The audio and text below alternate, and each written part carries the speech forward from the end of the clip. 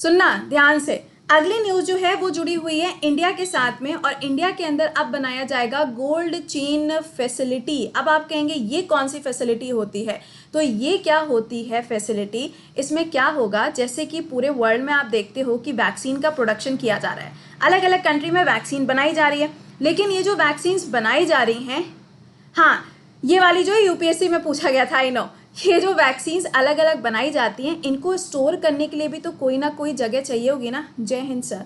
तो ये जो जगह की बात हो रही है, अब इस जगह को डेवलप किया जाएगा इंडिया के अंदर। लेकिन हम इस पूरी न्यूज़ को समझते हैं कि चेन जो बनाई जाएगी, ये एक ऐसी चेन बनाई जाएगी जहाँ पे वैक्सीन्स को स्टोर करके रखा जाएगा।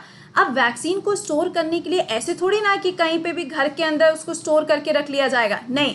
जैसे कि कोल्ड स्टोरेज होते हैं ना, जैसे आपने देखा होगा कि कई बार ऐसा होता है कि फ्रूट्स वगैरह होते हैं या सब्जियां वगैरह होती हैं, इन सबको कोल्ड स्टोरेज के अंदर रखा जाता है। अब जो कोल्ड स्टोरेज में चीज़ें होती हैं ये लंबे समय तक चलती हैं, उसी तरीके से अब वैक्सीन्स को भी क्या किया जाएगा, स्टोर करके रखा जाएगा। और उस स्टोरेज के लिए इंडिया को फंडिंग करने वाली है एक कंट्री। तो आइए जरा बात करते हैं किसके बारे। अरे गोल्ड चेंज नहीं, कोल्ड चेन, कोल्ड ठंडा, इसको ना फ्रीजर में ले जाके कोई बंद कर दे। सुनो, यहाँ पर सवाल में आपसे पूछा जा रहा है कि अभी हाल ही में इनमें से ऐसी कौन सी कंट्री बन गई है जिसने बोला है कि वो इंडिया को क्या करने वाली है, कुछ एड देने वाली है। लोन नहीं है, point to be noted, loan नहीं देने वाली है, कुछ एड देने वाली है। और ये एड का अमाउंट कितना है, यहाँ पर $10 मिलियन। ये अमाउंट दिया जाएगा किसको, भारत को। सवाल में आपसे पूछा जा रहा है कि ये बताइए कि आप कौन सी कंट्री का नाम यहाँ पे लेने वाले हो। बेटा आप जो लैंग्वेज है वो चेंज नहीं कर सकते, हमेशा सोने की चीज़ें ही समझ में आती हैं। गोल्ड आएगा ना मैम, गोल्ड आएगा। हाँ बताओ इसका आंसर यूएसए होगा। सबके सब गलत हो गई तुम्हारी भैंस पानी के अंदर। इसका आंसर बनेगा जापान। तो बजा लो बेटा इसी बात पे एक बार ताली तो बजा ही लो, है ना। सुनना, ठीक है ठीक है।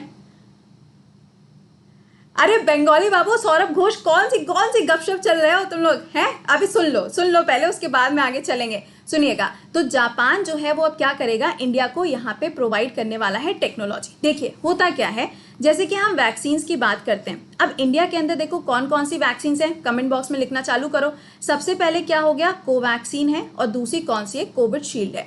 अब इन दोनों को प्रिजर्व करने के लिए कोई ना कोई तो जगह चाहिए होगी। तो इन दोनों को स्टोर जब किया जाता है तो कितने डिग्री सेल्सियस का टेम्परेचर चाहिए होता है, तो करीबन यहाँ पे इतने डिग्री सेल्सियस का टेम्परेचर चाहिए होता है। लेकिन कुछ ऐसे भी यहाँ पे वैक्सीन्स होती हैं हमारे देश के अंदर जिनको टेम्परेचर जो है वो -15 डिग्री सेल्सियस से लेके -20 डिग्री सेल्सियस का टेम्परेचर चाहिए होता है। बट हमारे देश के अंदर तो इतना टेम्परेचर पॉसिबल नहीं है, हम पोल्स पे तो रहते नहीं हैं, और ऐसा भी नहीं हो सकता कि हम अपने सारे सेंटर कहाँ पे जाके बनाएंगे, लद्दाख के अंदर, ऐसा भी पॉसिबल नहीं है। तो अब इंडिया क्या करेगा, जापान से यहाँ पे थोड़ी सी हेल्प लेगा, और जापान इंडिया को बताएगा कि आप इन वैक्सीन्स को किस तरीके से स्टोर कर सकते हो, क्योंकि जितने ज़्यादा लंबे समय तक हम इसको स्टोर कर पाएंगे उतने ज़्यादा लंबे समय तक क्या होगा, ये चल पाएंगी क्या, वैक्सीन्स। और हमारे यहाँ पे तो आप जानते ही हैं कि अभी जो है वो वैक्सीन का वेस्टेज बहुत ज़्यादा हो रहा है। तो वैक्सीन के वेस्टेज को कंट्रोल करने के लिए अब कोल्ड चेन सिस्टम डेवलप किया जाएगा।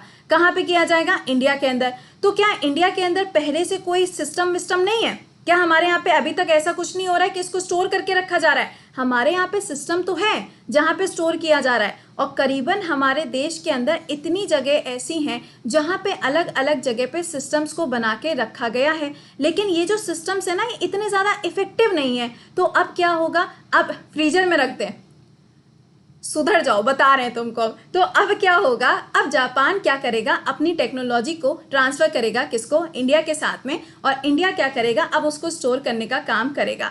ये तो चलो बात हो गई स्टोरेज के बारे में। अब आप मुझे ये बताओ, अभी हाल ही में WHO ने इंडिया के अंदर जो अलग अलग वेरिएंट्स पाए जा रहे हैं, जैसे कि डेल्टा प्लस, राइट, तो आप मुझे ये बताइए कि रिसेंटली ये जो डेल्टा प्लस के केसेस हैं ये सबसे पहले कहाँ से मिलना शुरू हुए हैं, आपको उस स्टेट का नाम बताना है। अभी WHO ने क्या किया था, WHO ने कहा था कि जितनी भी कंट्रीज़ हैं जहाँ पे अलग अलग वेरिएंट्स पाए जा रहे हैं, क्योंकि कोरोना वायरस के टोटल 8 वेरिएंट अब तक पाए जा चुके हैं, तो इन सब के नाम रख दिए गए। लेकिन जो इंडिया वाला वेरिएंट है उसका नाम क्या रखा गया है, डेल्टा। और ये कौन सा वाला वेरिएंट है, आपको याद करने की जरूरत नहीं है, बट फॉर अ नॉलेज आपको पता होना चाहिए। कौन सा है? B16172। इसका नाम क्या है? डेल्टा है। लेकिन जो डेल्टा वायरस है, इसके जो केसेस हैं वो दोबारा से मिलना शुरू हो चुके हैं। कहाँ पे? महाराष्ट्र के अंदर, वेस्ट बंगाल के अंदर, और दिल्ली फिर से एक बार हब बनने जा रहा है जहां पे बहुत सारे केसेस जो हैं वो मिलना स्टार्ट हो चुके हैं। तो ये ध्यान रखिएगा। अच्छा, अब सवाल ये पैदा होता है कि जापान इतना सारा पैसा देगा कैसे? क्या जापान यहाँ पे पैसा दे देगा और इंडिया उस पैसे को ले लेगा और काम कर देगा? कैसी बातें कर रहे हो? सुनो, ये सारा का सारा जो पैसा यहाँ पर आ रहा है, ये सारा पैसा किस तरीके से आएगा पहले वो समझिएगा। WHO ने क्या बना के रखा हुआ है? कोवैक्स बना के रखा है। कोवैक्स में क्या होता है? जितनी भी डेवलप्ड कंट्रीज हैं वो क्या करती हैं? पैसा देती हैं, और उस पैसे को यहाँ पे क्या किया जाता है? डेवलपिंग कंट्रीज को दिया जाता है। फॉर एग्जाम्पल, इंडिया ने कुछ पैसा दिया था कोवैक्स के अंदर, और इस पैसे में से कुछ पैसा पाकिस्तान को दिया गया था ताकि वो अपने यहाँ पर क्या करा सकें? वैक्सीनेशन करा सकें। सवाल, पाकिस्तान जो है वो FATF की कौन सी लिस्ट के अंदर आता है? कमेंट बॉक्स में आंसर मारो इसका। अच्छा, अब सुनो, यहाँ पे ये जो पैसा दिया गया है ये ग्रांट इन एड के रूप में दिया गया है, यानी कि सहायता के रूप में दिया गया है। इंडिया को ये पैसा वापस नहीं करना है। इंडिया की तो बल्ले बल्ले हो गई। ये पैसा इंडिया को वापस नहीं करना है, ये हेल्प के रूप में जापान ने इंडिया को दे दिया है। कौन से प्रोग्राम के अंदर? कोवैक्स प्रोग्राम के अंदर। अब जब ये पैसा दे ही दिया है तो इंडिया क्या करेगा? कोल्ड स्टोरेज बनवाएगा, और जो डिफरेंट क्या है वैक्सीन्स हैं इनको स्टोर करने का काम किया जाएगा। जैसे कि फॉर एग्जाम्पल स्पुतनिक है ना? अब ये कहाँ की है? रशिया की है, लेकिन इसको अब इंडिया में अवेलेबल करा दिया गया है। इसकी कितनी डोज लगेंगी? 2 डोज लगेंगी। जैसे कि फाइजर है, अब फाइजर वैक्सीन जो है ये USA में है, कनाडा में है, UK के अंदर है। इनको भी स्टोर करने की अलग अलग क्या है? टेक्नोलॉजीज का इस्तेमाल किया जाएगा, और ये सारा का सारा जो पैसा है वो कौन दे रहा है? यहाँ पे जापान के द्वारा दिया जाएगा। अच्छा, अब WHO आया है ग्रे लिस्ट में। बहुत बढ़िया। सुनिएगा, अगर WHO के बारे में पूछा जाए तो तुमको जितने पॉइंट्स पता है सारे के सारे फटाफट से क्या करो? छापना चालू करो। सबसे पहला पॉइंट, 7 अप्रैल को सेलिब्रेट किया जाता है क्या? Health day. हम सभी लोग जानते हैं, इसमें कुछ नई बात मैंने आपको नहीं बताई। दूसरा पॉइंट, इसका हेडक्वार्टर कहाँ पर है? जिनेवा के अंदर है। इसको बनाया कब गया है? 1948 में, और इसके हेड कौन हो जाएंगे? टेड्रोस अंकल इसके हेड हो जाएंगे। अब कुछ मेरे प्यारे प्यारे जो गोलू टाइप के स्टूडेंट्स हैं उनको आज तक यही नहीं पता होता है कि IMF के हेड कौन है और वर्ल्ड बैंक के हेड कौन है। तो देखो, इसके लिए डेली क्लास में आना पड़ता है, समझ गए? अब सुनिएगा, अगर आपसे वर्ल्ड बैंक के हेड पूछे जाएंगे तो डेविड मालपास हो जाएंगे, और अगर IMF की हेड पूछी जाएंगी तो क्रिस्टियाना जॉर्जिवा हो जाएंगी। और इसी के अंदर जो चीफ इकोनॉमिक एडवाइजर हैं वो कौन है? वो हैं गीता गोपीनाथ। इनका नाम बहुत ही कायदे से लिख लीजिएगा, छाप लीजिएगा, पेपर में आपसे सवाल पूछा जाएगा। बेटा, स्पुतनिक 5 की जो सिंगल डोज आप बता रहे हो वो अभी इंडिया के अंदर नहीं आई है। इंडिया के अंदर उसको मैन्युफैक्चर किया जाएगा अगस्त 2021 से। ठीक है, ये डेटा अभी पेड बैच जो है ये स्टार्ट होने जा रहा है, नया वाला 30 तारीख से, और मेरा जो साइंस का बैच है वो आज से स्टार्ट हो जाएगा। तो अगर अभी तक ज्वाइन नहीं किया है, ज्वाइन कर लीजिएगा।